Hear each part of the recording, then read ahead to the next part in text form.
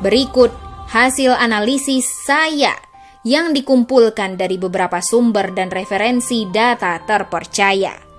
Pertama, pindah ibu kota dari Jakarta ke Kalimantan adalah skenario besar dari Cina. Kenapa? Karena Kalimantan mempunyai peran penting dan posisi strategis bagi program obor One Belt One Road sebagai pintu masuk Cina untuk menancapkan hegemoninya lebih dalam di kawasan Asia. Dan Kalimantan secara geografis juga sangat dekat dari Cina. Dan juga secara demografis, komposisi warga keturunan Cina di Kalimantan cukup dominan dan kuat. Jadi, Kalimantan memang sangat seksi di mata Cina dan wajib dikuasai. 2. Sesama kita ketahui, ibu kota adalah center of gravity sebuah negara. Di dalam peperangan militer, ibu kota adalah simbol penaklukan dari sebuah negara. Apabila ibu kota negara berhasil direbut dan ditaklukkan, berarti itu akan sama dengan keberhasilan menaklukkan dan menguasai negara. Kondisi Jakarta yang begitu padat dan mengakar secara geokultural dan geografis tentu akan sulit menembus dan menaklukkan Jakarta yang begitu besar dan sudah berurat berakar dikuasai banyak negara lainnya berdasarkan kepentingannya masing-masing. Disinilah cerdiknya Cina. Trauma akan lengsernya Ahok dan gagalnya proyek reklamasi Jakarta dan Meikarta menjadikan Cina mempercepat agenda pemindahan ibu kota Indonesia ke Kalimantan. Tujuannya apa? Kalau ibu kota dipindah, maka Jakarta akan lumpuh. Kekhususannya pun akan dipreteli dan dicabut. Semua kendali negara dipindahkan ke tempat ibu kota baru, yaitu di Kalimantan. Nah, apabila ibu kota baru sudah berdiri dan berjalan, maka secara otomatis remote kontrol negara Indonesia yang selama ini berada di Jakarta akan berpindah tangan ke Kalimantan. Dan ini sama artinya, semua kendali negara kita akan berpindah tangan ke Kalimantan. Secara paralel, seiring proses pembangunan ibu kota ini berjalan, Cina dengan mudah akan memobilisasi rakyatnya untuk masuk dan migrasi ke Kalimantan, agar kemudian menjadi mayoritas dan menguasai mutlak Kalimantan secara penuh, mulai dari fisik ekonomi, politik, dan komposisi jumlah penduduk seperti sejarah berdirinya Singapura dengan menyingkirkan pribumi Melayu. Dan ini bukan hoax atau halusinasi, karena fakta dan data ke arah itu sudah terbuka terang benderang. 3. Skenario peta jalan perpindahan ibu kota ini langsung terbaca oleh si adik kuasa Amerika bersama aliansinya.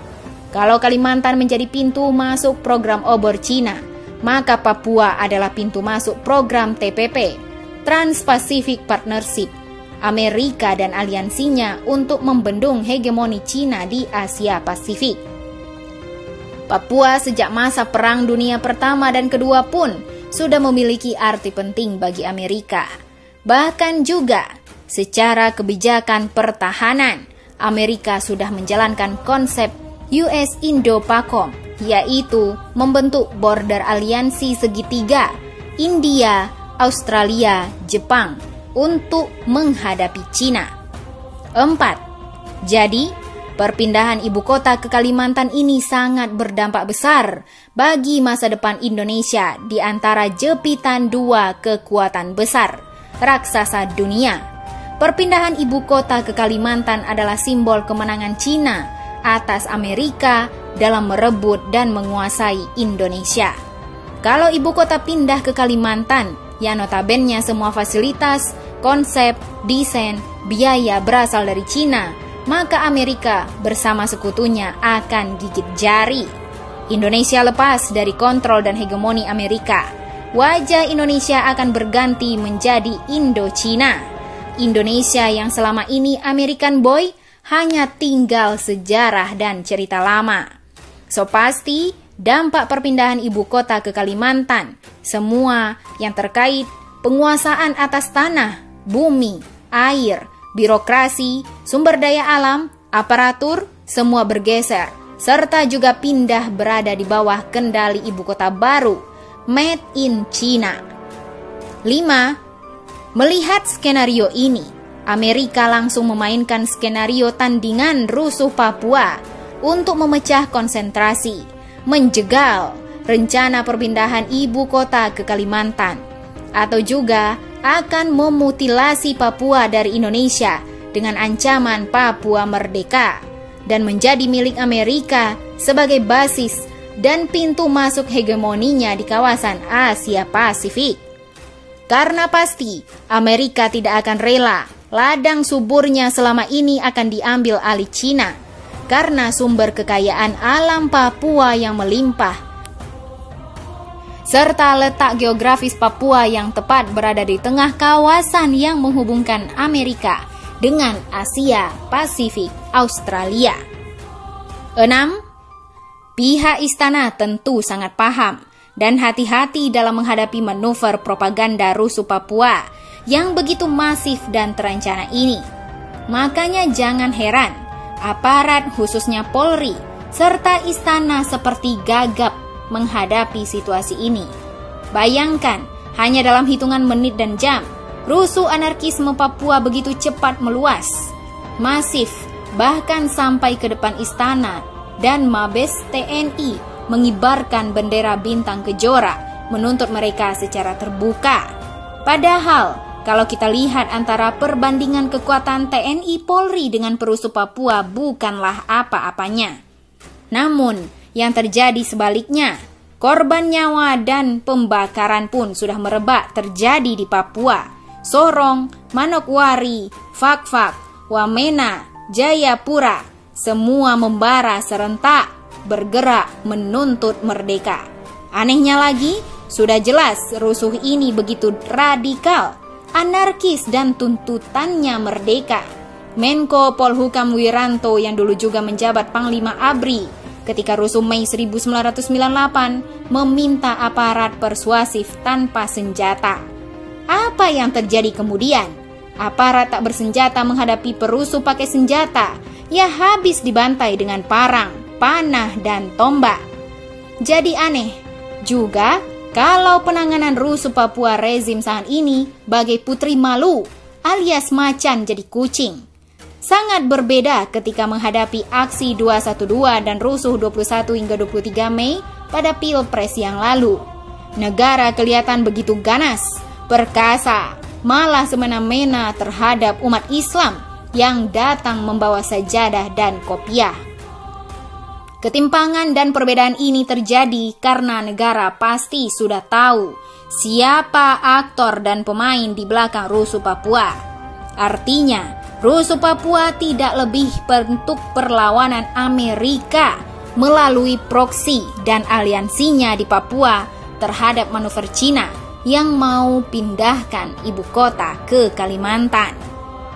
Cuma yang kita sayangkan adalah sikap pemerintah hari ini yang tidak jelas alias pengecut.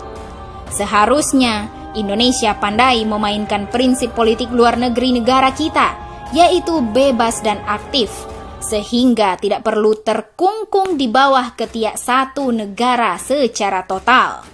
Seharusnya Indonesia bisa memanfaatkan kondisi ini untuk menjadi peluang bargaining yang paling menguntungkan dari tarik-menarik dua raksasa dunia ini, bukan malah terjepit tak berdaya seperti sekarang ini.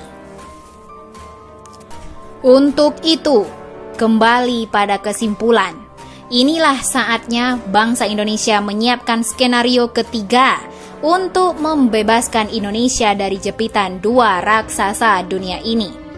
Cukup rakyat yang jadi korban, negara diobok-obok, kita diadu domba. Indonesia harus bangkit dari kondisi keterjajahan ini.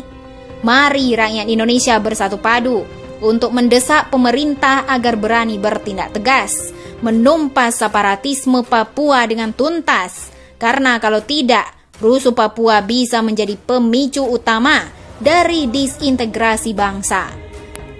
Selanjutnya, masyarakat juga mendesak agar presiden serta legislatif untuk membatalkan wacana pindah ibu kota ke Kalimantan. Karena ide ini hanyalah ibarat Indonesia memberikan lehernya kepada Cina. Stop, jangan lagi jadi pengkhianat bangsa dengan menjadikan diri pelayan, penjilat kepentingan Cina. Mari kita kembalikan Indonesia sebagaimana amanah konstitusi kita, yaitu menjadi bangsa yang bersatu, berdaulat, adil dan makmur di bawah panji Pancasila. NKRI harga mati, insya Allah. Oleh Anton Permana, alumni Lemhanas PPRA L8 tahun 2018. Bagaimana menurut Anda?